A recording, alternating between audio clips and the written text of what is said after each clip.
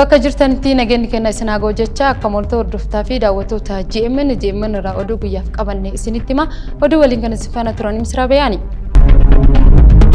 Waldaaleen fayyaa Oromiyaa fi Tigraay gaafileen ogeeyyii fayyaa deebii hatattamaa akka argatu gaafatan. Ogeessonni fayyaa Itoophiyaa keessa argaman lagannaa hojii erga eegalanii yeroo torbee tokko ga'e kanatti waldaaleen fayyaa naannolee Tigraay fi Oromiyaa gaafii ogeessota fayyaa kaasaa jiran hatattamaan deebii akka kennamuufis gaafatanitti jiru. Waldaan ogeeyyii fayyaa Tigraay xalayaa caamsaa 12 bara 2017 ministeera fayyaa barreesseen rakkooleen ogeeyyii fayyaa dandamachaa turan humna ol ta'eefis sadarkaa biyyattiitti gaafii ka'us ibseeti jira. Dhimmichaafis furmaata barbaaduufis waldaaleen ogummaa fi ogeessota fayyaa hunda waliinis marii akka taasifamus gaafateeti jira.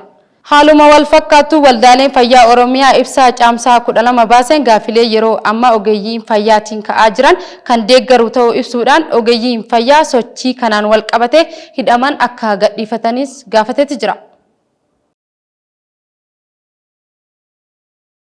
Magaalaa Finfinnee keessatti gamoon ammayyaa al tokkotti konkolaataa 1000 dhaabsisuu danda'u yeekkaa lakkoofsa 2 bakka kantiibaan bulchiinsa magaalaa Finfinnee Aadde Adaanech Abeebee argamanitti eebbifamee tajaajilaafis hojii eegaleetti jira.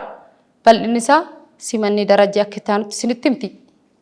Magaalaa Finfinnee keessatti bakki yeroo tokkotti konkolaataa 1000 dhaabuu danda'u hojjetamee xumuramee eebbaaf qaqqabuun gabaafame. Iddoon haala ammayyaawaa ta'een hojjetamu dhiphina tiraafikaa guddaa hambisuu danda'uun kan gabaa shoolaatti hojjetame eebbaaf qaqqabeera. Bakki konkolaataa dhaabu kun lafa irraa kutaa 5, lafa jala ammoo kutaa 2, walumaa galatti kutaa 8 kan qabuu fi haala mijataa nageenyaaf tolu, teekinooloojii ammayyaa fi akkasumas rakkina uummata keenyaa kan salphisu ta'uun ibsameeti jira. Bakki konkolaataa dhaabu kun piroojeektii guddaa mijataa fi ulfina uummata keenya kan mirkaneessu, fayyadamtoota roobaa fi aduu irraan kan eegu, bakka qulqullina qabu, lafti imaltootaa fi konkolaataa kan qabu, qaama miidhamtootaa fi tajaajila hundaa hammatee kan kennamuu fi bakki xiqqaa konkolaataa 3 qabu ta'uunis ibsamee jira.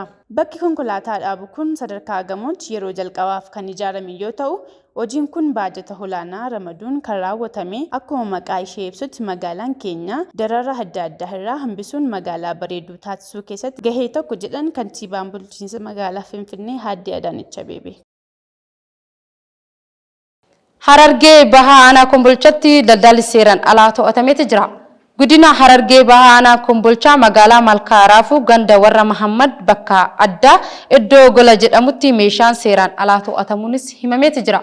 Konkolaataan Aysuusii lakkoofsa gabatee isaa koodii 3 Ooroo 81 ta'een aanaa Jaarsoo irraa fe'amee osoo deemaa jiru Aanaa Kombolchaa magaalaa Malkaa Raafuu ganda warra Mahammad iddoo jedhamutti gaafa guyyaa 12 caamsaa 9 bara 2017 halkan keessaa sa'aatii 10tti to'atamuunis himameeti jira. Daldalli seeraan alaa kunis gommaa konkolaataa fi tamboo tilmaamaan qarshii miliyoona 4 fi 100,000 fi 88 tilmaamamu hordoffii qaamolee nageenyaan taasifameen to'atameen gumuruka damee Hararitti galii ta'uu isaa kominikeeshiniin qajeelcha poolisii godina Harargee Bahaa ibseeti jira. Egaa hordoftaa fi daawwattoota keenya oduun biyya keessaa kana fakkaata amma oduu biyyaalee isinitti hima. Haleellaa Israa'el Gaazaa irratti cimsitee raawwataa jirtuun Biriittiin dallasiisuun himameeti jira. Biyyoonni gamtaa Awurooppaa waliigaltee daldalaa Israa'el waliin qaban irra deebi'anii ilaaluufis sagalee ka'aniiti jiru. Haleellaa Gaazaa Teel Aviivii beela akka meeshaa waraanaatti itti fayyadamaa jirti jechuudhaan Aljaziiraanis gabaaseeti jira. Ministeerri dhimma alaa Deev Lammiin kibxata darbee paarlaamaa Biriittiin keessatti haasawaa taasisaniin Landan lammiilee Israa'el seeraan ala irratti qoqqobbii dabalataa ka'aa jedhus ibseeti jira. Yuunaayitid Kingdom keessatti ambaasaaddarri Israa'el dhimma kanarratti ibsa kennuufis waajjira dhimma alaatti waamamee jiraachuus himameeti jira. Akkasumas immoo biyyoonni dhiyaa Israa'el irra dugdaa garagalchaa akka jiranis himamaati jira. Egaa hordoftaa fi daawwattoota GMN irraa oduun guyyaaf qabanne asumarratti goolabna. Oduu waliin kan isin faana turan Misraa Bayaanii qophiin afaan GMN irratti guyyaa gaarii.